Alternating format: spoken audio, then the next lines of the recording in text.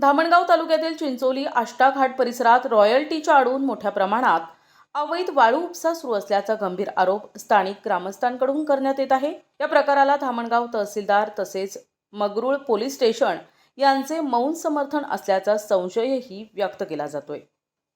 मिळालेल्या माहितीनुसार काही रेत माफिया बांधकाम सुरू असलेल्या घरमालकांना मॅनेज करून त्यांच्या नावावर घरकुल रॉयल्टी काढत आहेत आणि त्याच रॉयल्टीचा गैरवापर करून भर दिवसा ट्रॅक्टरद्वारे अवैध वाळूची वाहतूक करत आहेत। विशेष म्हणजे ही वाहतूक अनेक वेळा बिना परवान्याची असल्याचं दिसून येते। परिवहन आणि ट्रॅफिक पोलिसांकडूनही याकडे दुर्लक्ष होत आहे। स्थानिक नागरिकांच्या मते महसूल विभाग आणि तहसील प्रशासन हेतुपुरस्सर या प्रकाराकडे डोळेझाक करत आहे।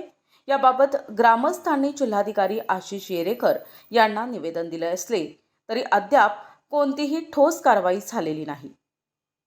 प्रतिनिधी जावेद खान, NTV न्यूज मराठी, धामणगाव, चिंचोली।